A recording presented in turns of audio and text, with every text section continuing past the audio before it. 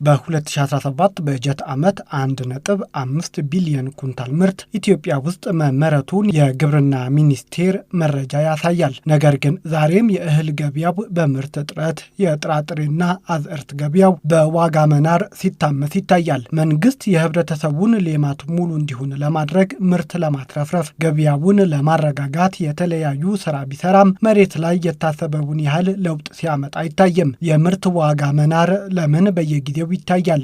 የተባለው ያህል ምርት ከተመረተ የምርት ገበያው መረጋጋት ለምን ተሳነው? አግሮ ኢኮኖሚስት የሆኑትን ዶክተር ታደለ ማሞን ጠይቀናቸዋል። ዶክተር ታደለ ማሞ በኢትዮጵያ ግብርና ምርምር ኢንስቲትዩት የግብርና ኢኮኖሚስት ምርምር ዳይሬክተርና ተመራማሪ ናቸው። እሳቸው እንደሚሉት ገበያው እንዳይረጋጋ ተመርቷል የተባለው ምርት ሸማቹ ጋር በአግባቡ እንዳይደርስ ህገወጥ ነጋዴዎችና ደላሎች ተጠያቂ ናቸው ይላሉ። በዚህም ምክንያት ገበያው በደላሎች እጅ እንዲወድቅና በእነሱ ብቻ እንዲዘወር አድርጎታል ብለዋል። ግብይትን በምንመለከትበት ጊዜ በብዛት ደላላ የሚዘወር ነው። ምርት ግብይቱ ሁሉንም ነገር የሚወስነው የት መድረስ እንዳለበት፣ ማን ከማን ጋር መገናኘት እንዳለበት አሁን ከፍተኛ ተጽዕኖ እያሳደረ ያለው ደላላው ነው የሚሉት ብዙ ጊዜ እንደ ዋና ችግራቸውም አድርገው አምራቾች ያነሳሉ። ስለዚህ የገበያ መረጃም በበቂ ሁኔታ አያገኙም።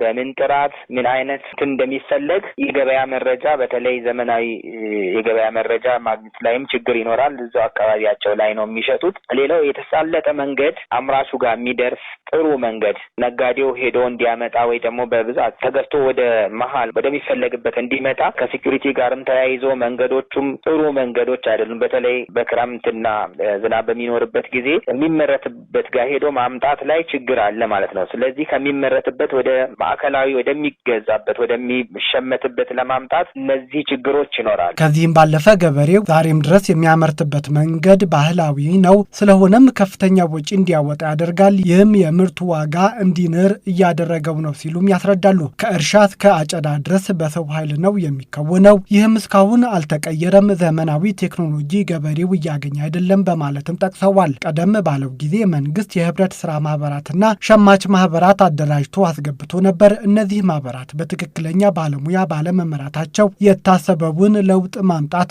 አልቻሉም ብለዋል ዶክተር ታደለ ማሞ። የህብረት ስራ ማህበራት ማለት ነው። እነዛ እንዲሰበስቡ ምርትን ከአርሶ አደር ሰብስበው የሚፈለግበት ቦታ ጋር ሄደው እንዲሸጡ ለማድረግ እነሱን ማጠናከር ያስፈልጋል። ብዙ ጊዜ ተሞክረዋል። ብዙ ጊዜ ግን ከእውቀት አንጻር እነዛው አርሶ አደሮች ናቸው ሊቀመንበርም የሚሆኑ ሂሳብ ሹም እንደዚህ እና በእውቀት የሚመሩ አይደሉም እና ብዙ ጊዜ ጉድለቶች ይኖራሉ፣ ሙስናም ይኖራል። እነዚህን አቅማቸውን አጠናክረን በዘመናዊ መልክ እንዲሰሩ በማድረግ አርሶ አደሩ ሰብስበው ወደሚፈለግበት እንዲያመጡ ለማድረግ ያንን ማጠናከር ዘመናዊ ማድረግ። በዚህኛው ጫፍ ደግሞ ሸማች የህብረት ስራ ማህበራት በየጊዜው ብዙ ጊዜ በተለይ ከ2000 ጀምሮ ኑሮ ውድነቱ በጣም ከፍ ባለበት ሰዓት በየመንደሩ በየመስሪያ ቤቱ የህብረት ስራ ማህበራት ተቋቁመው ነበር። ከዛ እየከሰሙ ይሄዳሉ፣ በሙስና ይጠለፋሉ፣ በአግባቡ አይሰሩም። ትራንስፓረንት እንዲሆኑ ተደርገው ሁለቱም ማገናኘት ሁለቱ ውል እንዲዋዋሉ ማድረግ ይቻላል። እነዚህ ለሸማቹ በመጠነኛ ዋጋ ዲስትሪቢዩት እንዲያደርጉ በማድረግ ከዛ ሲስተም ውጭ ያለው ገበያ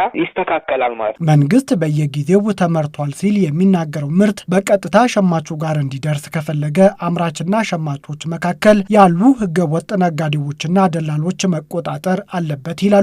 የተቋቋሙ ሸማች ማህበራትን አቅም ማሳደግና በትክክለኛ ባለሙያ እንዲመሩ በማድረግ ገበያው ውስጥ በስፋት እንዲገቡ ቢደረግ የዋጋ ንረቱና የምርት አቅርቦት እጥረቱን ማስተካከል ይቻላል ይላሉ። በኢትዮጵያ ግብርና ምርምር ኢንስቲትዩት የግብርና ኢኮኖሚስት ምርምር ዳይሬክተርና ተመራማሪው ዶክተር ታደለ ማሞ አርሶ አደሩ ገና ሲያመርትም ጥራቱን ጠብቆ እንዲያመርት ሲወቃም እንዳይበላሽ፣ አንዳንዴ ደግሞ ይቀላቅላሉ። ጥራት ያለውና የሌለውን ቀላቅለው ይሸጣሉ። እነዚህን ስታንዳርድ እንዲወጣ የመንግስት ስራ ጥራቱን የጠበቀ ምርት እንዲገበያዩ ስታንዳርድ ማውጣትም ያስፈልጋል። መንግስት እነዚህን በማድረግ ዋጋው እንዲሻሻል ማድረግ ይቻላል ማለት ነው። ሌላው የኮንትራት እርሻ በተለይ ፕሮሰሰሮች እነዚህ አቀነባባሪዎች ከአምራቾቹ ቀጥታ የሚያገኙበትን በኮንትራት እርሻ በተለይ ለኮንትራት እርሻ የሚመቹ ሰብሎች ተመርጠው በዛ መልኩ እንዲታለፍ በማድረግ አርሶ አደሩ ቀጥታ ለፕሮሰሰሩ ይሸጣል።